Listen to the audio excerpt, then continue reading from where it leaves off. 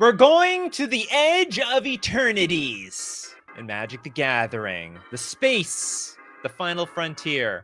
Okay, we're going to start off with Exalted Sunborn. They even have angels in space. Well, they're angels. They go above and beyond the heavens. 5 mana for a 4/5 Angel Wizard. We're bringing power back to Sarah Angel. Flying and lifelink. If one or more tokens would be created under your control, twice that many of those tokens are created instead. How many token duplicators do we need in this game? Warp. Oh god, this better not be like another thing to get around my counter spells. You may cast this card from your hand for its warp cost. Exile this card at the beginning of your next end step, then you may cast it from exile on a later turn. This seems bad. Like, I don't know, like maybe this has a better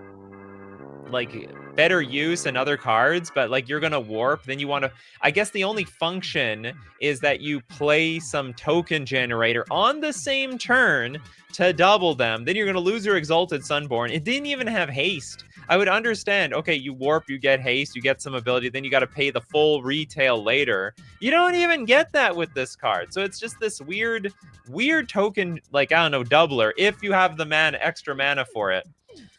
Evoke Ephemerate. Oh, I mean, you could be right about that. Yeah, that's a good idea, Dia Brando. All right, so we have more Evoke Ephemerate targets. Oh my god, are we gonna have to ban something as innocuous as like Ephemerate? The card was like so innocent and janky in the beginning, and now a danger. It just a danger at this point.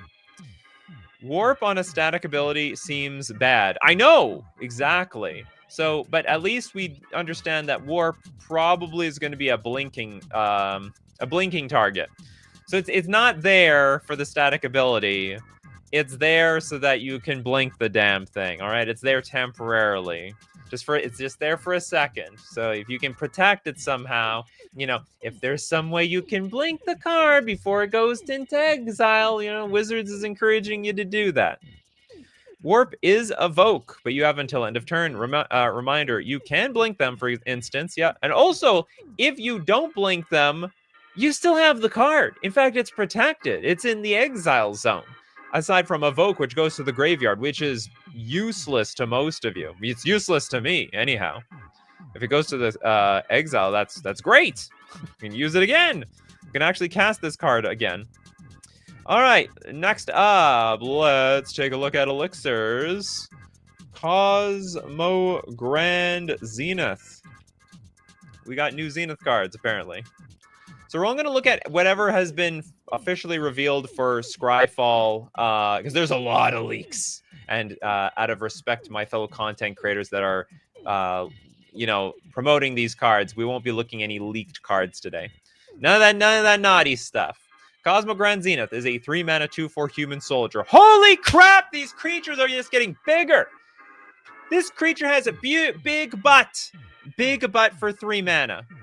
Whenever you cast your second spell each turn, choose one. You get 2 1/1 white human soldier creature tokens, or put a +1/+1 counter on each creature you control. This is a token generator or a lord. Pick and choose however you want it. The card is I think the card is insane.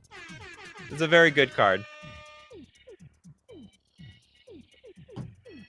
Christopher B says, the edge is outside. The blind eternities are the walls. The multiverse is the rooms. I don't know if you're being literal or having fun.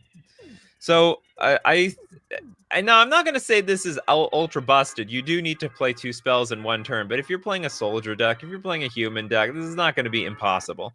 As you just draw cards, you'll just play like creature, like 1-drop, 2-drop, and then you just buff your board or expand your board. This is a card you must kill, because if you don't, it's going to get out of control very quickly. And it definitely deserves the mythic on the casting cost. Will it actually see competitive play? Probably not, but it looks like incredible value for a commander deck that's looking to go big or go home. So many second spell support lately. Well, the first 3 decades of Magic the Gathering was dominated by first spell support. Prowess, you know, Monastery Mentor just cast a spell and then you get a 1/1. So, or a 1/1 with prowess at that. So yeah, now they realize those cards may be a little broken. Yeah, maybe they're a little broken. So let's make them work a little harder. You have to cast your second spell. Gotta play. It takes two to tango here. I guess it takes, three's a crowd. Okay, next up, let's go look at Lesthian's The Eternal Elevator. What does that mean? Holy smokes! Look how big this person is compared to this tiny soldier. The land of this little soldier is an ant. Sentinel of the Eternal. What was this? No one. You wanted the Eternal Elevator. I don't think that. I guess that card's not legal yet. Let's look up the Eternal Elevator. The card is not officially legal yet. Doesn't exist. We need cards that have not... we need non-leaked revealed cards for today. William with Ragost. Deft Gastronaut is like literally Zoidberg. Yeah, it is. It's got the pincers and everything. The only thing he's got to do left is deposit his jelly into a willing mate. Okay, there's a 2-mana 2/2 Lobster Citizen. Artifacts you control are food in addition to their other types, and have pay to tap sack this artifact. You gain 3 life. I don't remember. Did Zoidberg like literally eat anything like metal? Oh, did I write the wrong thing down? Okay, I'll write it. We'll go back. We'll fix it up. Okay, pay 1, tap, sacrifice a food. Ragost deals 3 damage to each opponent. Okay, it's each opponent. As long as it's attacking me and not my board, I'm okay with that. We're totally fine here. At the beginning of each end step, if you gained life this turn, untap your Ragost. Fascinating. Eats everything except actual creatures. It's like a metal consuming. I can't remember what kind of bug eats a bunch of metal. I can't think about it. Yeah, this is why Nikachu can't read. Needs to be the free space on the bingo card. You know what? 100%. Cheers to that, Toilet Duck. Cheers to that. Artifacts you control are food. Honestly, I think this is a bit janky. So I mean, if you want to play it, if it floats your boat, that's great. But I'm not expecting big things out of this card. It requires a lot of tapping. Like, okay, your artifacts turning into food, not a big deal. Food is not a broken artifact in the game. Sacking the food to deal 3 damage to the opponents, not broken. The only good advantage to this is that at least it untaps at end of turn, so maybe it can actually get some speed instead of doing this just once per turn. Okay, let's get back to what I screwed up. It was the Eternity Elevator. Eternity Elevator. Okay, that does exist. It's a Death Star. No, it's not a Death Star. It's an elevator. It's coming from space. These might be real one day. 5 mana spacecraft. Tap to add 3 mana. It's a Mishra's Workshop, but for 5 mana. It's a station. Tap another creature you control to put a charge counter on this. So if I understand this correctly, this is like some weird. It's like crew almost. Crew, Convoke. We got to power up our station, I guess. So once we've powered up with 20 power, tap add X mana of any one color, where X is the number of charge counters on the Eternity Elevator. I think this is big time Winmore. This is like Winmore at its greatest. So you already have a bunch of creatures on the battlefield. They're big. They've charged this thing up. What do you want to cast with this thing now? You really need to cast anything else? Anything? It's like the most ultimate mana rock in the face of the multiverse, the edges of eternity. But you probably already have your hand on the battlefield if you can pump this thing up at that point. And by the way, a lobster, yeah, the lobster can come eat this. It's gonna eat the Eternal Elevator. Can it actually? What was it? Artifact? No, it's only artifacts we control are food. Damn, not artifacts our opponents control. Okay, if we have a Zoidberg, we can eat this thing.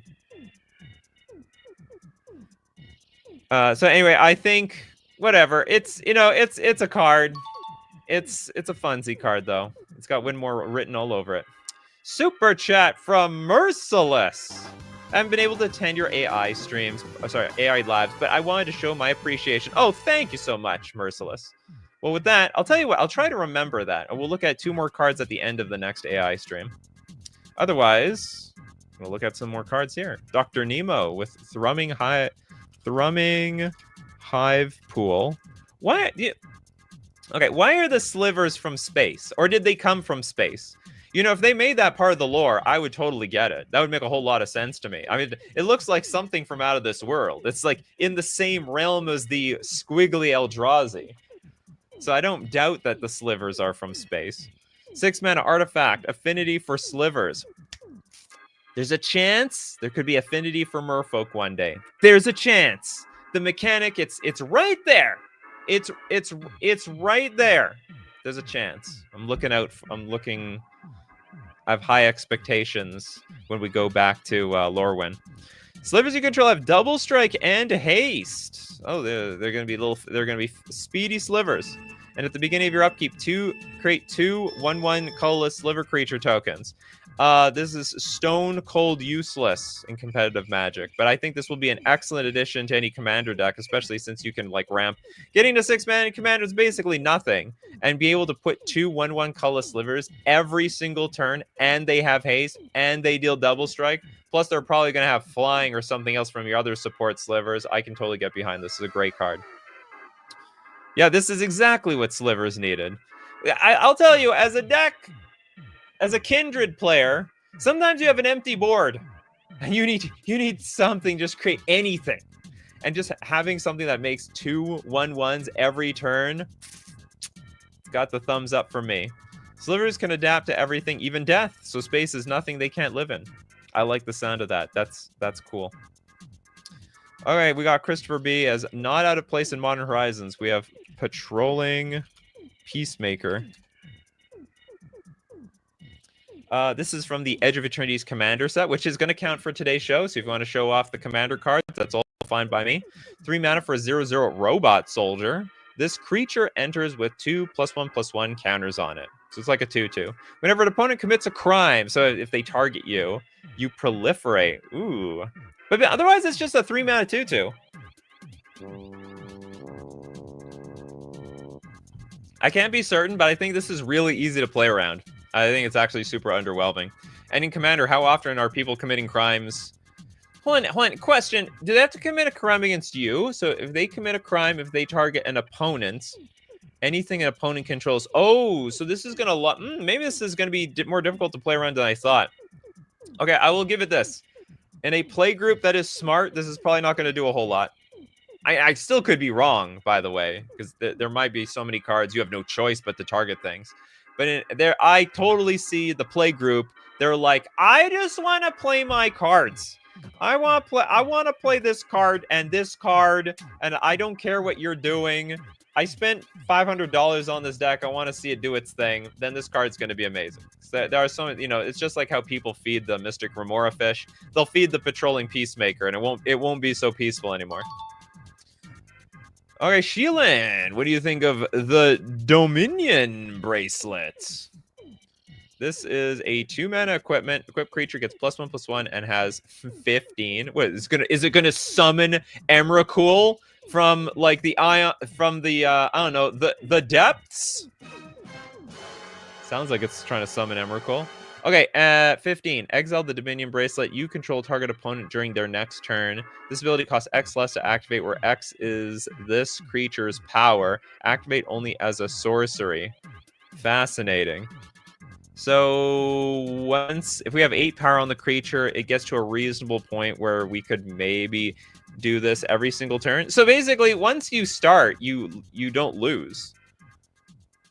Because once you can activate it, in a one-on-one game, that is. In a one-on-one game, if you activate this, it's just GG. You actually just win. Yeah, what if Mindslaver was an equipment that you can use? Hold on, no, we have to exile this card. Oh, so it's super fair. I think it's just strictly worse. It's too bad, actually. Otherwise, it's a 2-mana equip 1 to give the creature +1/+1. Yeah, you can't do this every turn. We have to exile itself. But if you happen to have a bunch of artifact replication, that's not going to do it. If you can somehow play cards from exile, maybe this sort of works. The count is up to 2. There's a lot of cards I just assume it does stuff like other cards that have been done before. Remember, I said, you can rewind the tape. I said exile the Dominion Bracelet. It didn't click in my head that this card is on the battlefield. I just assume I assume it's still there. Like, It's 15 mana. The card is terrible. 15 mana. Like, even if I get a discount of 5 and I spend 10 mana to take over someone else's turn once, maybe we could be dead before we ever activate this thing. So anyway, I think the card's stone cold trash. I mean, it's not the worst thing in the world, but I don't feel hopeful for this because it's just a one-time deal. You would have to you can't replicating it won't even work. Actually, it's legendary. So if you replicate it, it's just gonna suck. Does channel work in this case? Sort of. You basically be spending 2 cards to take over somebody's turn. But then if you do that, like, well, first off, you know, your play group's probably going to kick you out for playing a banned card. I don't think it's worth it, even if you had access to channel. I don't even know what you could do. You need 10 power even to make this. No, I think you can 8 mana is fine. 8 mana. If at 8 power, it will cost 7 mana. 7 mana is not impossible. I think we all get to 7 mana at some point in the game, so it's not a big deal. Just equip the Yargle. Yeah, there we go. You equip the, that's simple solution. Just randomly have Yargle around. That's all we have to do. Okay, Pedgeman wants a card. The Serima to tutor for Kona Rescue Beastie and use it as station. I don't know what that is. We're just gonna look at this one. One card at a time. The Serima. This is a 3 mana spacecraft. This honestly doesn't even look like a Magic card. It looks like it's just from a different game. With the where they put the power and toughness. We got a random number at the bottom left corner and the way the border is. It's a spacecraft. When it enters, search your library for a legendary creature card, reveal it, put it into your hand, then shuffle. That is a very powerful effect. Just by itself is very good. The station isn't even ridiculously impossible to get online. Flying. Other tapped legendary creatures you control have indestructible. It's not bad. Search your library for a legendary creature card. You could make that like your 4-drop. It's really not that bad. I'd have to see it in play to know how good or bad it is. Basically. It's kind of like a Star Wars TCG card. Yeah, it really does. And here, Boba Fett isn't. This is like Boba Fett's spacecraft. This is not the worst. Anyway, this is not the worst thing. It could be bad, but like, so I'll tell you what. I mean, you're gonna get a card out of this no matter what. So and it's a tutor, so you can't judge a tutor too badly. Steve Cooper, Singularity Rupture. Is that the card? That's the second card that Pedgeman wanted? Can't remember. No, that's definitely not. Okay, we have a 6 mana sorcery. Destroy all creatures, then any number of target players each mill half their library rounded down. I think it's an over-glorified... I don't think a mill deck is going to play this, in my opinion.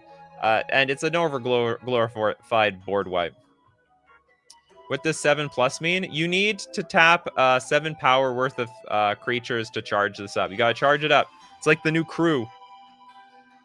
Station. Tap another creature you control. Put charge counters on it equal to its power on the spacecraft. Station only as a sorcery. They probably shouldn't do that. Like, I think we should push it. Make it instant speed. It's an artifact creature at 7+. Well, I mean, we'll see how the cards play out. If they're broken, then good that they're sorcery speed. Otherwise, it's going to be really hard to see real competitive play if it's all at sorcery speed. Okay, John with the Frenzied Baloth.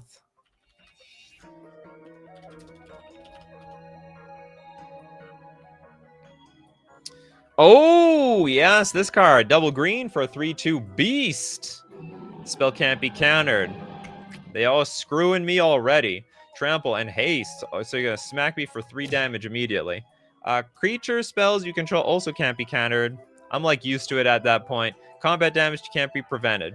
This is probably just a fair card. I would not be surprised to see play somewhere. It's possible it won't see any play.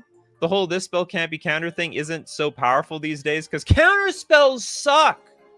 Counter spells are just getting worse and worse as time goes on. Like if you're not called Force of Will, what are you in this world? Seriously. And like your creature spells can't be countered. Most creatures can't be countered anyway. There are like creatures, or they're like, yeah, questing beast is crying. To some degree. Papnov says, Wizards of the Coast stole my custom card, Frenzied Baloth, except not a dino. Well, they had to change the homework a little bit, you know, Papnov. They had to change the homework a little bit. They didn't want to get completely caught with their pants down using copyright infringement on Reddit. Yeah, or have Cavernous Souls. So, I mean, so the whole... 2 of the abilities are not as strong as they look, but it does get immediate damage, which is important, and the combat damage can't be prevented is like a nice icing on the cake. Elixir! What do you got for us, Elixir? Terra Symbiosis. It's a 3-mana enchantment. Whenever you put 1 or more +1/+1 counters on a creature you control, you may draw that many cards. Ho ho ho! Do this only once each turn. That sounds like an absolute banger commander card. Instant staple. I'm surprised it's not more expensive. It's only like $10. I guess maybe because it's a rare. Maybe +1/+1 counters you control, you may draw that many cards. That many cards! That many cards! The only disgusting thing is, look at this image. I don't like this insect. You know, I'm not a huge fan of like alien art. And look, it's attack. It's like Mars attacks in the background in the form of cockroaches. Nolan says our custom cards can become real. Yes, if you make a good design on custom Reddit, Wizards is looking. They're watching you. You never know. It's ants. Whenever one, for Amidians, terraforming and evolution are one and the same. They grow as their planet grows in lockstep coexistence. I don't know what an ant looks like up close, but I thought they have more legs. Okay, next up, let's take. Oh yeah, Hardened Scales loves it. Oh man, Hardened Scales. Oh, Hardened Scales going to the moon with this card. I don't know if they would seriously play this card in Modern. They could. They would never brick. They would never brick. Patrick. Let's take a look at Kilo. Apogee Mind. Nice full art card. In the Jeskai colors, it's a 3-mana 3/3 with haste. Whenever Kilo becomes tapped, proliferate.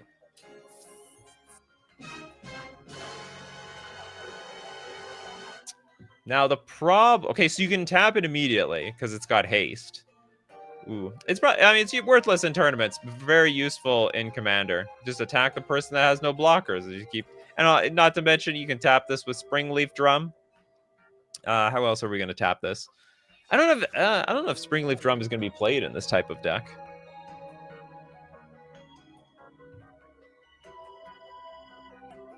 William says, I love the art of this set. In addition to the awesome story, it is already my favorite set in years. Really? Wizards of the Coast marketing team, they know their people. I'm crazy that Final Fantasy feels more in-universe than Edges of Eternity. Well, maybe you're more familiar with Final Fantasy than Edges of Eternity. I don't know the story to this thing at all. Or is this like a real intellectual property outside of Wizards? I thought this was like its own. I thought this was its own. I thought it was a Magic the Gathering story. Dogtarian says Magic moves fast. They had swords and bows a few years ago, and now they're in space fighting little green aliens after they finished their car race. You would think that they would take some of this technology from the future, go back in the past, in some other multiverse, and use it to defeat things. You would think. Edges of Eternity is in universe, but borrows a ton of tropes. Oh yeah, like everything else, like Amonkhet, and like Magic the Gathering is just a parody game at this point. They have nothing original anymore. They haven't for decades. So the fact that we're just literally going to be printing other intellectual properties is like really not a big jump from where we are right now. Yeah, we've been fighting in space since Urza's Legacy. I don't know that for sure, but whatever. Only if Mishra knew. Okay, I'm gonna say I'm gonna say this is like a lukewarm card. I don't know if it's that great. It's fine. It's okay. It's definitely not to see competitive play. Definitely a card to build around for Commander. And by the way, someone compared Kilo O GLaDOS. I must say it looks a little like. I have no idea who those two are. Okay, Toilet Duck. Starfield Vocalist. I prefer the alternate artwork to this one. The alternate artwork is... Oh, waifu! 4 mana for a 3/4 human bard. If a permanent entering the battlefield causes a triggered ability of a permanent you control to trigger, that ability triggers an additional time. And it's got Warp 2. I think this card is awesome. Just going straight in my commander deck. I have a lot of ETBs that double the triggers. Wow, it's like, what is the card called? What's the card? What's the green card that like doubles everybody's triggered abilities? Maybe I'm wrong. Maybe there isn't a green card and it's just tokens. I thought it was like tokens and triggered abilities. Maybe it's Panharmonicon. Whatever. They're just putting this on everything now. Everyone can double their stuff. Double the triggers, double the tokens. They're spreading the love. Especially like blue, in blue. Nikachu loves waifus. Who doesn't like waifus? I think even waifus like waifus. And probably think of a doubling season. Anyway, card is solid. Card is solid. We got Nimai with Quantum Rider. My friend seems to think this will break modern. Quantum... Oh, sorry, Riddler. The Riddler! You gotta answer my questions 3. Okay, 5 mana for a 4/6 Sphinx flying. When this creature enters, draw a card. As long... Whoa. You think it's gonna... My friend seems to think it will break modern and be banned. Whoa! Okay, let's settle down now. Let's relax for a second. Maybe we gotta sit down. It's 5 mana. That's a lot of mana to get banned in modern. Flying, when a creature enters, you draw a card. Okay. It's a 4/6. As long as you have 1 or fewer cards in hand, if you would draw 1 or more cards, draw that many cards plus 1 instead. Oh, and it has Warp. It's big. Is this card going to get Ephemerate banned? Is Ephemerate actually going to get banned? So it's basically... well, it may not be 2 mana draw... Oh, it is 2 mana draw a card. So EGBs, you definitely draw a card. As long as you have 1 or fewer cards in hand. So you're going to... So ETBs, you draw a card. And then if you draw 1 or more cards, you draw that many cards plus 1 instead. Hold on. So if I have 0 cards, I draw 2. Is that what I'm understanding here? Yeah, Warp plus Ephemerate is super dope. Like, you don't even lose any cards. Oh my god. But that's why they made Bowmasters. Bowmasters is never gonna get banned. It's gotta keep stupid cards like this in check. Why? My plea to Wizards is ban Bowmasters, all formats, but they printing crap like this, so that you need Bowmasters to like prevent them from getting out of control. Or we need Ashok, so you're not drawing too many cards in one turn. So it can almost be draw 3 if you have no cards in hand. It's pretty sick. 0/1, you draw 2. Yeah, because it goes to exile. It goes back to your... Because it goes to exile, it goes back to your hand. No, if you Ephemerate, it's gonna stay on the battlefield. It's not going anywhere. Nemo's like, just ban this and Bowmasters. Yeah, but you know what? They're just gonna print like tons of these cards. Ugh. Bowmasters is this really crappy band-aid for all these stupid effects that just screws over like anything that I want to play. And anything fair, I mind you. Anything super fair. Okay, oh, I have super chats to get to. Oh, we're gonna get to those super chats. But first, anyway, the card is amazing. It's gonna see play. Is it gonna get banned? Probably not. I would bet Ephemerate gets banned before this card gets banned. We gotta thank our sponsor though today, FusionGamingOnline.com. You want to get these sick cards like the Quantum Riddler? I can tell you where you can pre-order them from, FusionGamingOnline.com. In addition to getting Final Fantasy cards this just came out like a week ago, you can start pre-ordering Edge of Eternities. Basically, we're pre-ordering cards every 2 weeks to a new sealed product or new set constantly. We got pre-orders on top of pre-orders, for crying out loud. But you can save money and support the channel with those pre-orders when you use coupon code Nikachu at checkout for 5% off all your purchases. We're also going to thank Mana Traders, the premier place to rent Magic cards online. Why would you want to rent cards on Magic Online? Because it's cheaper. You can play as many decks as you want for a monthly rental price.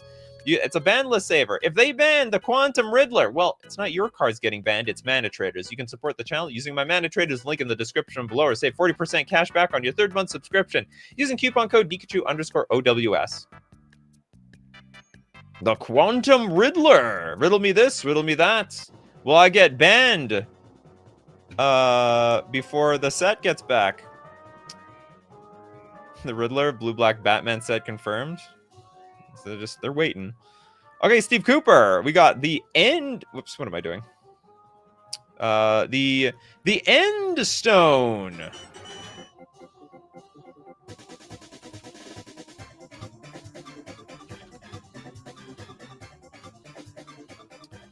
Seven mana legendary artifact.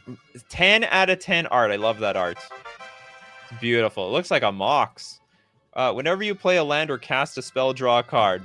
I'm telling Bowmasters. Bowmasters. Damn it. Why did they print this card? At the beginning of your end step, your life total becomes half your starting life total rounded up. Is that good? It's good if you're low on life. It's bad if you're high on life. Whenever you play a land or cast a spell. But the ability is insane. That's crazy. Just play. Like, this card basically says you are never going to flood out or run out of cards again. It's like what? Tatiova? What is this combining? Tatiova and some other card that says whenever you cast spells, draw a card. Now you see why they had to ban Beans. I imagine Beans with the Quantum Riddler. Well, the Beans and the Quantum Riddler was probably going to be a huge problem. You're right. Oh, and all the warp cards, for that matter. The Holy Egg! Behold! My egg. My egg of cards. Is this underwater? No, I guess it's in space. The the Cosmic Egg. Card, yeah, I think the card's busted. It's probably gonna be a casual commander staple, is what I'm gonna say. Casual commander staple. Recycle on crack. All right, next up, Kano with Umbral Caller Zealot. 2 mana for a 3/2 human cleric. Sacrifice another creature or artifact. Surveil. This probably is just a good card. Sacrifice another creature or artifact. It's better than the scrying creatures in some cases. Sometimes you want to scry so that you get back to those cards later. But in this case, if you have an infinite sack outlet, you can dump your entire deck and probably reanimate something from the graveyard. So I would actually say this is definitely super playable. This is actually probably more playable. It's probably going to end up seeing more competitive play than a lot of the other cards we see on the show. Irrelevant Ferret says, Hidetsugu second right, the Ender Stone counter. Would that work? At the beginning of your end step, your life total becomes half your starting life. Half? I think Hidetsugu is like... Oh, for Commander, your life total ends up becoming 20. In one-on-one Magic, yeah, it would end up becoming 10. But I thought Hidetsugu was like 13. No, it wasn't. It was 10. 10 life. Be careful staying at 10 life there. The best part is it just resets your life total. You don't lose half your life. You also don't gain half your life. Diego Games, Infinite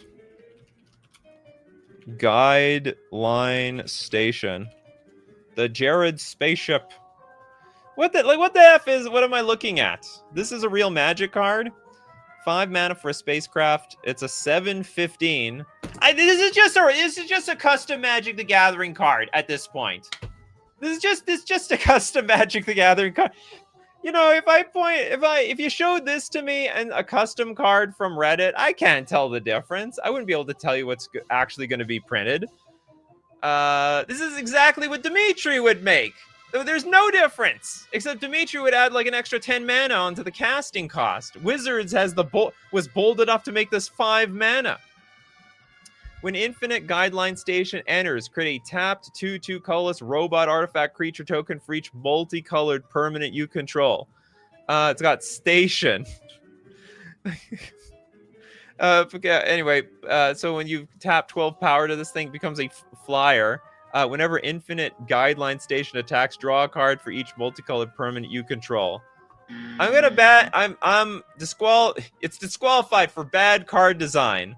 Very bad card design. What is wrong with them? This would kill Dr. Garfield in the 1990s. Probably give him a heart attack. Yeah, where's the custom card bingo? Magic the Gathering cards that are indistinguishable from custom Magic the Gathering cards. There's no difference. It's convoluted. It's super wordy. It's super busy on the card. We've got this arbitrary number here on the bottom left. It's the same thing. They just want to make a 715 since it's never been done before. What an excuse. Hexanort. Ulthros. Titanic. Godcore. We brought the Titanic back. Oh no, it's not actually the Titanic. We got Planet. Captain Planet will approve. This land enters tapped. Add a blue. Also has Station. Blue tap. Add blue for each artifact you control. I wonder if this can see play. Because artifact decks, they can use a lot of mana. Like, this is not that win more. Not to mention, if you have Urza Saga and you just you pump out a few constructs, like they got summoning sickness very often anyway. So just crank out those constructs, start building up its power, and then like it's just a Tolarian Academy. This is probably the closest we've got to a Tolarian Academy. I'll say that this is pretty good. Has I wouldn't say a big chance to see competitive play, but it has a chance. I would not be surprised. Diet Academy is still Academy. Or, Proliferate is just hard to pull off. Oh, it's not legendary. There's a lot of these Titanic God Cores out there. They're all over the place. Oh my god. Look out! It's another God Core! Okay, next up. We got Pabno in the house. With Ouroboros. Ouroboros. Is it like Ouroborealis? Doubles every turn. Green mid-range, maybe. 4 mana for a 1/3. Plant worm. This is like the biggest plant worm of all time. It's as big as the planet. The vines are going beyond the clouds. At the beginning of combat on your turn, put X +1/+1 counters on each creature you control, where X is this creature's power. So it's at least pumping them up by 1, and then by 2. I would say strong commander staple. Strong casual commander staple. Outside of that, probably not that big of a deal. Beginning of combat on each turn, because you get it immediately. So on first main phase, you play your Ouroboros, you get the buff. It's not a waste. It's good stuff. Voltlin, Dawnshire. Sorry, it's Dawnsire. Sunstar Dreadnought. It's the Imperial. What's it called? The Imperial Starcraft? I can't remember what they call it in Star Wars. It's got a name. I definitely didn't name it right. The Star Destroyer. That's right. It's a Star Destroyer. You know, it's funny. It's called a Star Destroyer. It doesn't actually destroy stars. I never did. Did they ever destroy a star in Star Wars? They didn't. What a fail. The Death Star that could destroy stars. I think they probably wouldn't want to. 5 mana for a 20/20. That's right. You saw that right, Nolan. 20/20. You scared? Could one-shot you in one shot. It also has Station. It's 2 different stations. Whenever you attack, Dawnshire deals 100 damage to up to 1 target creature or planeswalker. I'm curious. Does it just count the power?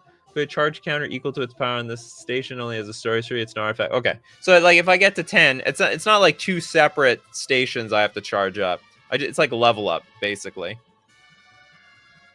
When you attack, it deals 100 damage to up to one target creature or planeswalker. We're obliterating that thing off the face of the earth. It's a shotgun blast to an ant. I want to give that life link so bad. The life. 100 life. Finally. It looks terrible. Whenever you attack, or maybe not. Hold on, 5 mana. How hard is it to get 10 plus on here? It's so difficult to know how good or bad these cards are gonna play out in actuality. I'm gonna say overrated. I'm just gonna take a shot, take a chance saying it's overrated. It's just too much work to get online. And it's funny, you to get to 20 if you get to 20 charge counters as flying randomly. If enemy taps out, make it a 20/20 and swing. But you need the power on the thing. Does nothing until you get 10 power on it. Yeah, I know. So it's a very... We'll see what happens. We'll see how it plays out. It looks bad, though. But who knows? Could be great. Combos with Aetherflux Reservoir. Felicia with Anti-Causal Vestige. This is... They have Eldrazi in this thing, too? What, the Eldrazi just spewed their genes all across the universe?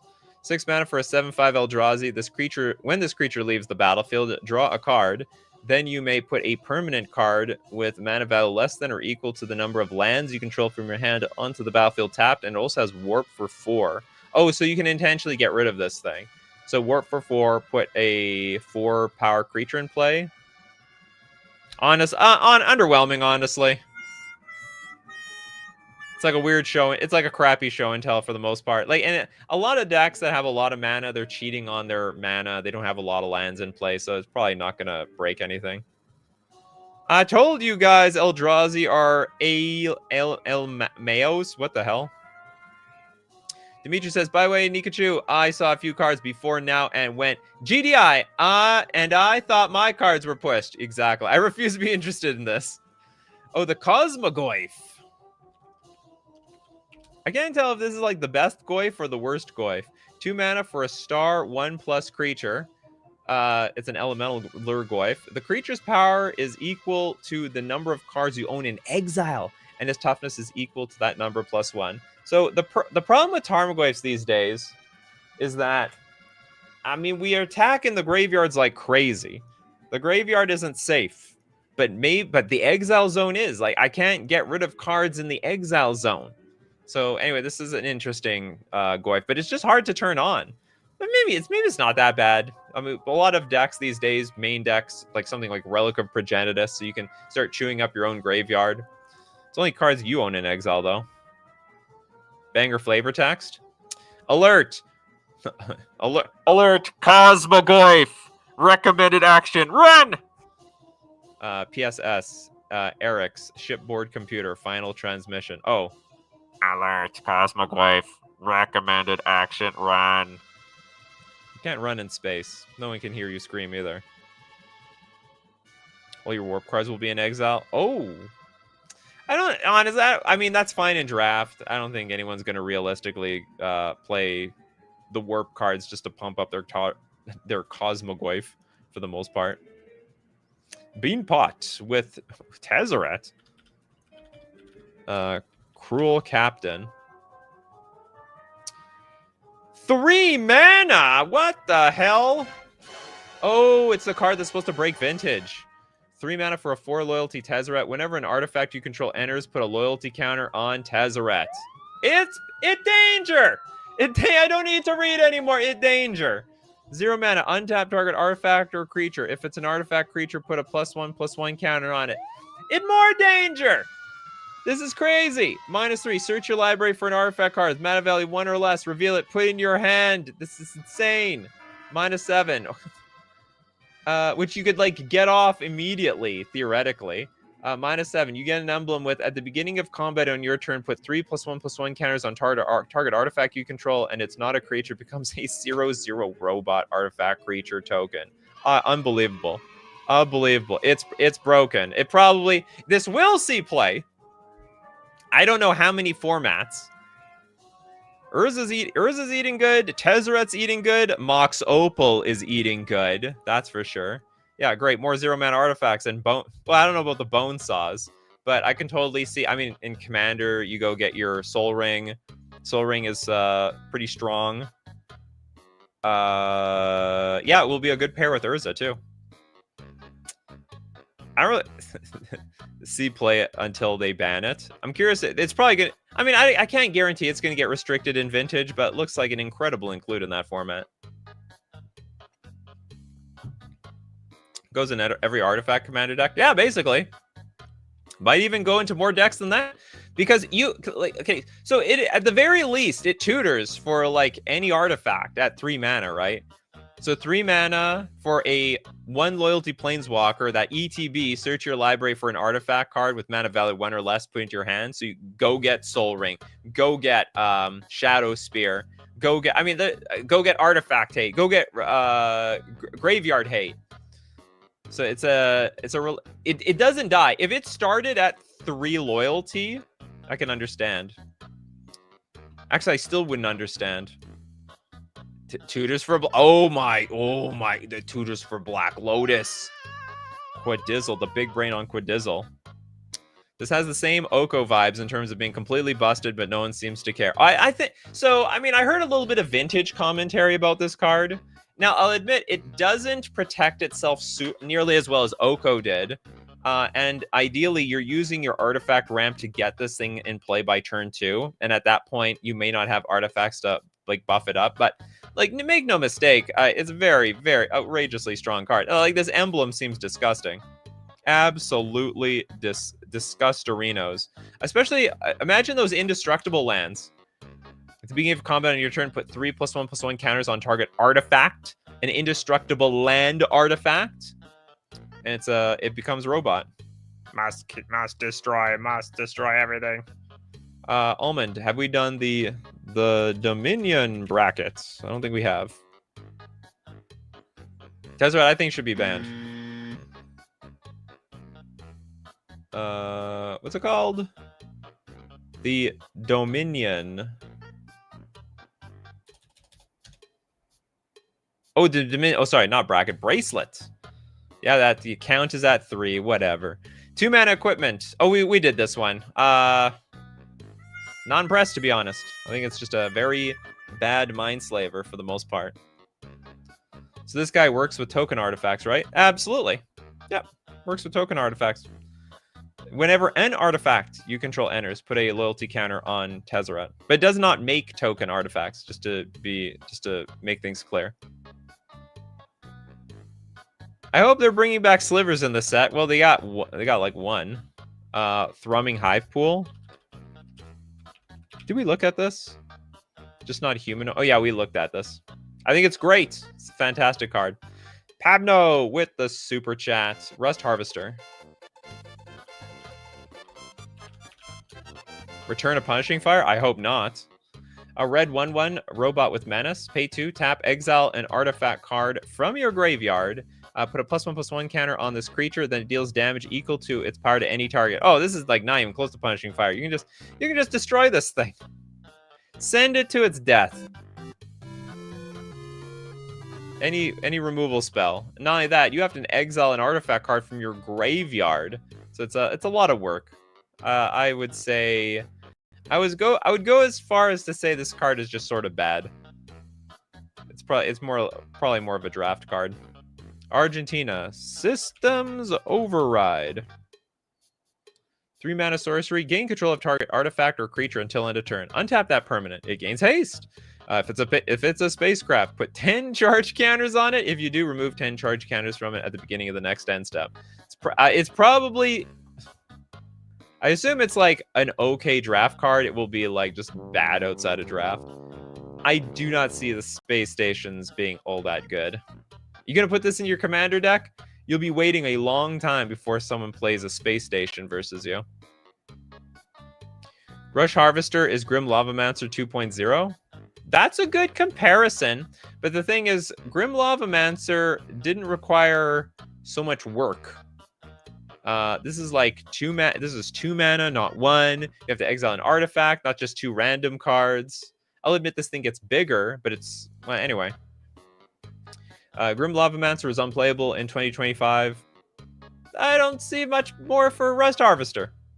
It's not looking that bad. You know what? Again, this sort of looks like that one of those ships in Star Wars Episode 4.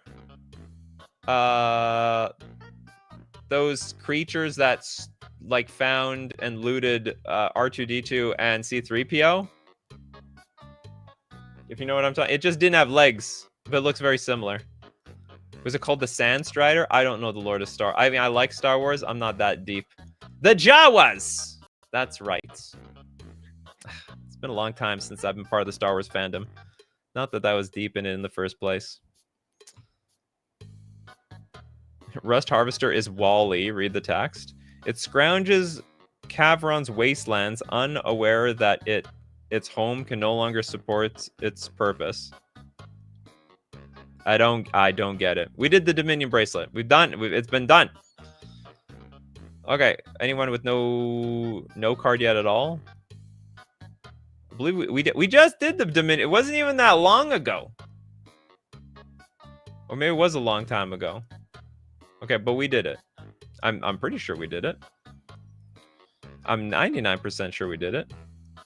Robots are red. Who would have known? Makes some sense. Okay, Kano. Kano wants a second card. Emergency eject. It's an emergency. Did anyone see the what's it called? The trailer to the new Naked Gun movie? Frank Dribble needs to use the bathroom. Quick, it's police business. Bang bang. It's an I have an emergency eject to do. 3 mana instant. Destroy target non-land permanent. Its controller creates a Landar token. I have no idea what the hell that is. It's an artifact with 2 tap. Sacrifice this token. Search your library for a basic land card. Put onto the battlefield. Tap, then shuffle. Sack a token. Search your library for... What the hell? Destroy target. So basically, I get a token that can look for a basic land and get onto... It's like a crappy... It's just a crappy... It's crappy fetch land. In token form. Destroy target non-land permanent. Oh, but we're destroying any permanent at 3 mana.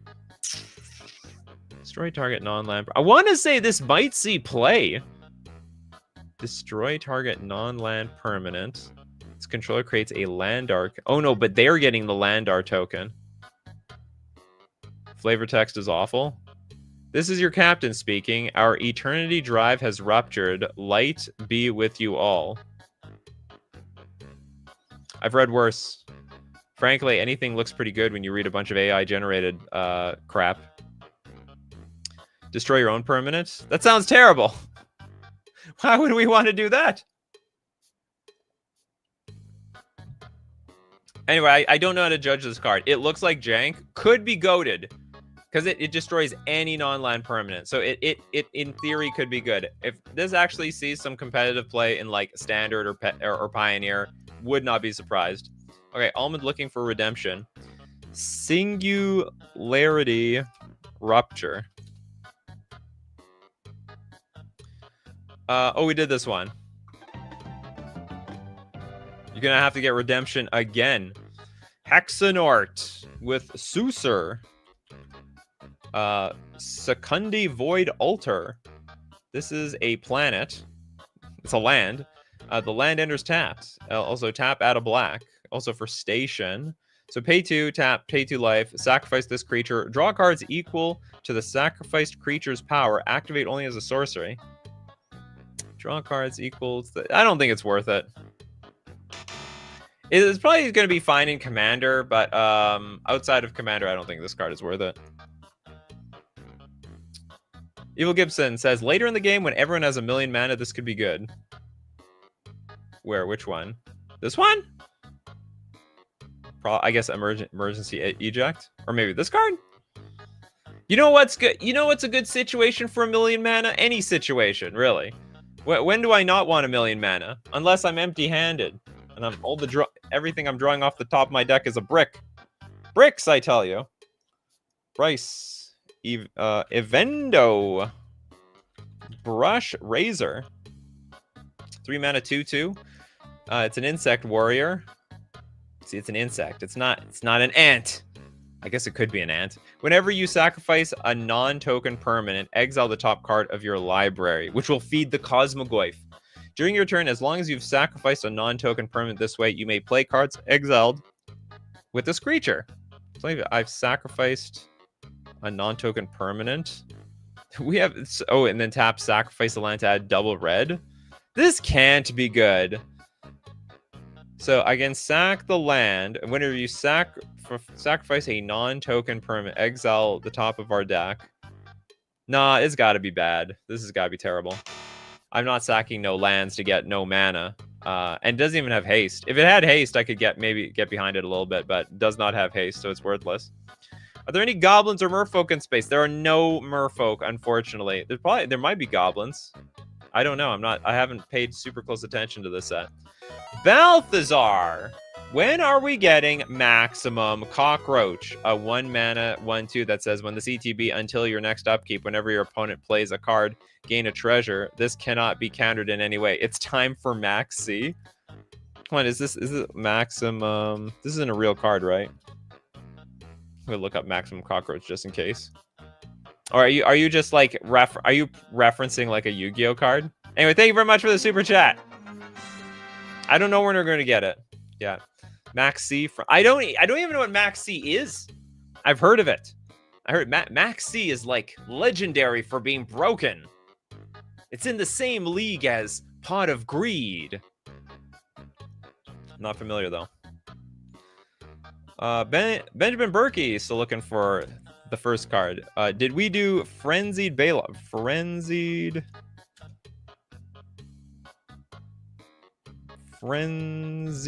Baloth. By the way, thank you. Oh yeah, we did do this card. Thank you so much for the huge super chat, Balthazar. Really appreciate it. Yeah, we did this one. Weren't you there for that? Raznab. Brood Guard Elite. Max C sounds like an adult film. Yeah, to an outsider. 2 mana and X for a 0/0 Insect Knight. This creature enters with X +1/+1 counters on it. When this creature leaves the battlefield, put its counters on target creature you control. So it's just what's that a mechanic called? It's just modular. We've brought modular back. Oh, and it's got warp, which is stupid. So if you're desperate to get like just some random... Oh, no, it works actually. Okay, I get it. So this is a weird way to double the counters. So you warp it. Let's say you even have 10 mana. You warp it first. It gets a bunch of counters. It leaves the battlefield. You dump it somewhere. And then you can play it again from exile. So you basically get... It's two cards at the same time, man. Yeah, the warp ability... warp triggers the ability. Absolutely. Okay, I think it's fine. It's neat. Not worthless. Okay, Almond is trying really hard. I don't... Uthros. I think we did. Yeah, we did. Oh, we didn't do this one. How about that? We'll look at this one. We didn't see the Research Craft. I don't think this is the card you were talking about. But you know what? I think you're desperate for a card, so we're gonna use this one. 3 mana for a spacecraft. It also has station. Now, when we get charge it up to 3, whenever you cast an artifact spell, draw a card, put a charge counter on the spacecraft. That sounds insane. And then we have for 12 charge, it's a 0/8 flyer. The spacecraft gets +1/+0 for each artifact you control. It's not bad. You know what? This card is a lot better than I thought it was going to be.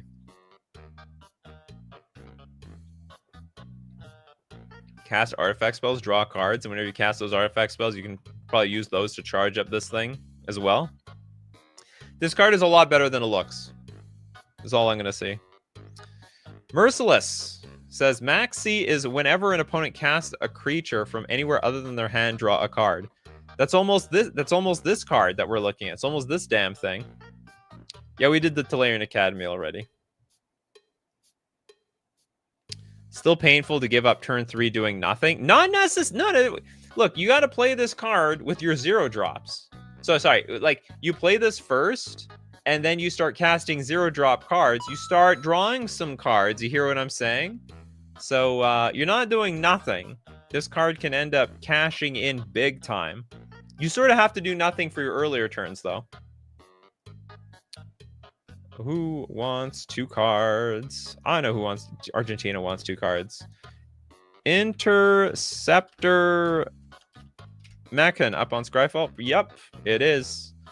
4 mana for a 2/2 robot flying. When this creature enters, return target artifact creature card from your graveyard to your hand. Void! At the beginning of your end step. If a non-land permanent left the battlefield this turn or a spell was warped this turn, put a +1/+1 counter on this creature. Creature enters, return target artifact creature from your graveyard to your hand. That's like, okay, that's good. That's value. It's very expensive for that value. So, and then why are we calling this void? Isn't this just like revolt? At the beginning of your end step, if a non-land permanent left the battlefield this turn or a spell was warped this turn. Oh, it's it just feels like revolt. We just gave this a new keyword for nothing. Put a +1/+1 counter on this creature. Like, revolt will trigger on warp cards. Revolt will trigger if a non-land permanent... Oh, it has to be a non-land permanent, though. They don't like us cheating. They don't want us cheating with fetch lands. It's half of revolt. That's the problem. Yeah, the non... I wouldn't say that's fixed. It wasn't that big of a deal. I don't think fetch lands broke revolt. It wasn't that hard. I will admit, though, Fatal Push and Pioneer sucks because you don't get revolt off in that format. Not so easily, anyhow. And revolt only triggers on your cards. So I can blow up somebody else's cards. This is just very different. Whatevers. It's okay. It's okay. I wouldn't say it's not the most amazing card. It's not that bad of a card. Remaking this critique with Eerie.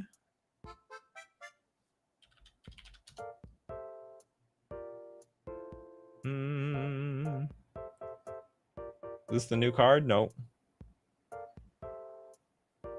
I don't know who you mean by Eerie. I don't know what you mean. But anyway, that's it for today. We're going to look at more of these cards in the future because they're going to keep spoiling this crap. Oh, Steve Cooper there with the last second super chat. Sothera. The Super Void. We're not done. It's very close. This is a 4-mana legendary enchantment. Whenever a creature you control dies, each opponent chooses a creature they control and exile it. It's an eye for an eye around here. And at the beginning of your end step, if a player controls no creatures, sacrifice Sothera, then put a creature card exiled with it onto the battlefield under your control with 2 additional +1/+1 counters on it. Oh! So if we've emptied the board, I got the only creature in play, baby. It's not bad. It might actually be a good control card. I could totally see control playing this card. Where a creature... Oh, no, but our own creature has to die first. Okay. It's gonna be more of a commander card, one way or another.